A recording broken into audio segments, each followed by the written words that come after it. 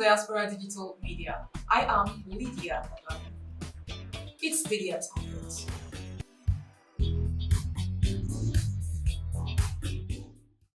Baltimore Bridge collapsed in a startling incident.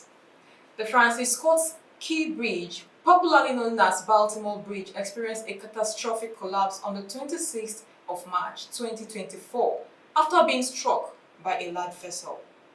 The impact of the collision was so forceful that it compromised the structural integrity of the bridge, leading to a partial disintegration of the framework. Emergency services were promptly dispatched to the scene, and an investigation is currently underway to undermine the exact cause of the accident and to assess the extent of the damage. This event has raised concerns about maritime safety and the resilience of infrastructure against such unforeseen disasters. This incident on the Baltimore Bridge involving a multi-vehicle crash has resulted in extensive traffic delays and emergency response efforts. The collision, which took place during peak morning hours, involved several passenger vehicles and a freight truck, leading to a complex rescue operation. Authorities swiftly arrived at the scene to assist the injured and to investigate the cause of the crash. The bridge was closed for multiple hours as crews worked to clear the wreckage and ensure the safety of the structure. This event highlighted the need for increased safety measures and awareness on major transportation routes. The Baltimore Bridge crash not only resulted in a significant emergency response, but also had a profound impact on traffic flow. The incident caused a complete shutdown of the bridge, which is a crucial artery for commuters in the region. This led to extensive traffic congestion as drivers were diverted to alternative routes, causing delays that rippled throughout the city's transportation network. The disruption continued for several hours, affecting thousands of commuters and highlighting the vulnerability of urban traffic systems to unexpected events. Rescue operations are currently underway to search for individuals who may be in the water. Baltimore's Fire Chief, James Wallace, told a news conference that officials were searching for upwards of 7 people and that 2 others had been pulled from the water. One of them was in a serious condition, he said. The fire department had used solar to detect vehicles that fell into the water. The exact number of victims is still being determined as search and rescue efforts continue. Authorities have urged the public to avoid the area to allow emergency services to perform their duties effectively. The Nigerian government has officially summoned Sheikh Ahmad Gumi for an inquiry session. This development comes amidst ongoing discussions surrounding national security and dialogue with bandit groups. Sheikh Gumi, a prominent Islamic cleric known for his meditation efforts with bandit factions, is expected to provide insight that could assist in formulating strategies to address insecurity challenges. The government's decision to engage with various stakeholders, including Sheikh Gumi, underscores a multifaceted approach to tackling the complex issues of banditry and kidnapping that have affected several regions in the country. Sheikh Ahmad Gumi is a prominent Islamic cleric, a scholar, and former military officer in Nigeria. He was born on the 1st of October 1960 in Kano State. He is the eldest son of the late Sheikh Abubakar Gumi. His father played a significant role in the revival of Islam in northern Nigeria during the time of Sir Ahmadu Bello. Sheikh Gumi pursued his senior secondary education in Sardana Memorial College, SMC, and later graduated from Ahmadu Bello University. He joined Nigerian Army, where he served as a medical officer and attained the rank of captain, before resigning to further his Islamic studies at Omar Al-Qura University in Saudi Arabia, specializing in Islamic jurisprudence and tafsir. In recent times, Sheikh Gumi has been actively involved in advocating for peace and negotiating with bandits in Nigeria.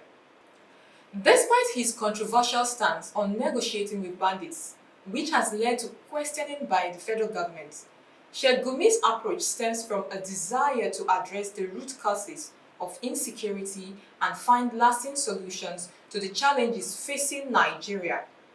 Sheikh Ahmad Gumi Abubakar, a former military officer turned Islamic cleric, has been a figure of considerable controversy in Nigeria. His direct negotiation with bandits, which he argues are aimed at achieving peace and security, have drawn both support and criticism. Critics argue that his actions could be seen as legitimizing the criminal activities of bandits, while supporters believe he is taking pragmatic steps to address a complex problem. The federal government's invitation for questioning highlights the continuous nature of Gumi's approach. His visits to bandit camps and statements regarding the lesser evil of kidnapping school children for ransom have sparked debates on the ethics and effectiveness of negotiating with criminals. Sheikh Gumi maintains that his efforts are in line with Islamic teachings and focus on encouraging bandits to repent and reintegrate into society. However, the public discourse continues to question whether such negotiations may inadvertently embolden bandits or lead to unintended consequences. As an Islamic cleric with a military background, Sheikh Gumi brings a unique perspective to the table. His direct engagement with bandits is rooted in his belief that dialogue and understanding can pave the way for peace and reconciliation. Sheikh Gumi's efforts have been instrumental in securing the release of kidnapped individuals, which is a significant contribution to peace building, by advocating for a non-violent resolution to conflicts and encouraging bandits to embrace peace. He has taken active steps towards reducing the immediate tensions and violence. However, the effectiveness of his peace-building role is debated. While some view his actions as necessary steps towards addressing the root cause of banditry, others are concerned it might undermine the rule of law and empower criminal elements. The balance between short-term peace and long-term stability is delicate, and Sheikh Gumi's role in this process continues to be scrutinized by both the government and the public. The Nigerian government, in a quest to stabilize the naira, accused Binance of manipulating the FX and evading tax. As a result, the regional manager for Binance, Nadeem Anjarwalla, was arrested with his colleague, Tigran Tambarian. The duo were in custody held by NSA. However, reports have emerged of Nadeem allegedly escaping custody from Nigeria. The circumstances surrounding the incident are currently under investigation. Binance is a prominent cryptocurrency exchange platform, has not yet released an official statement regarding the matter. This event has sparked discussion among the crypto community about the security and regulatory challenges facing the industry. It is, however, surprising that the Binance executive successfully eluded authorities in Nigeria. The escape has prompted a thorough investigation to understand the sequences of events leading to this incident. Details remain scarce, but the situation has raised questions about security measures and protocols. The recent news of Binance executive escaping custody in Nigeria has raised significant concerns regarding the company's reputation. As Binance is a leading figure in the cryptocurrency exchange sector, this incident could potentially impact the trust and reliability perceived by its users and stakeholders. The crypto community awaits further details and an official response from Binance to address these reputational concerns. The incidents involving our Binance executive escaping custody in Nigeria could potentially elicit a wary response from investors. The uncertainty and potential legal implication of such an event may lead to questions about the stability and governance of Binance, possibly affecting investors' confidence and market performance. Investors are closely monitoring the situation, seeking clarity and reassurance from Binance's subsequent actions in response to the escape of a Binance executive from custody in Nigeria. Binance can take several proactive steps. The company could strengthen its internal compliance and oversight mechanisms to prevent such incidents in the future. Additionally, transparent communication with investors and the public about the measures being taken to address this issue could help restore confidence. Binance's commitment to cooperating with authorities and ensuring accountability will be crucial in maintaining its reputation. Kebbi State, a northwest Nigerian state, says it is going to take the bold step to end the Almajiri system as a means of ending out-of-school children syndrome, for which the state ranks as one of the highest offenders. The Commissioner for Religious Affairs, Architect Mohammed Sani Aliyu, made this revelation on Monday during the weekly press briefing organized by the Ministry of Information and Culture in Benin, Kebbi. The Commissioner said the measure is part of ongoing efforts by the state government to address the menace of streets and underage Almajiri syndrome.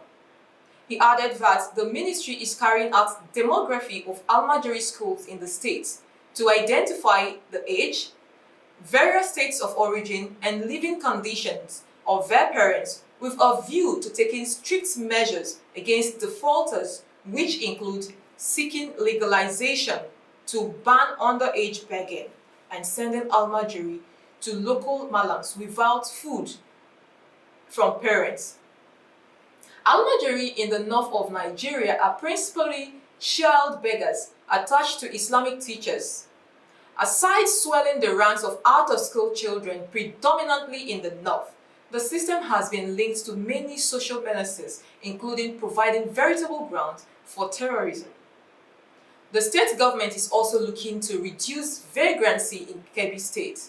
As such, under the Ministry for Religious Affairs, his bar unit, it has confirmed the stabilization of no fewer than 23,542 persons with mental retardation and other brain anomalies.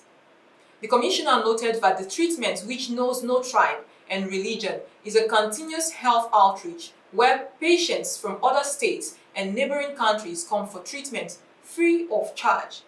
They include leprosy, epilepsy, and other mental disorder.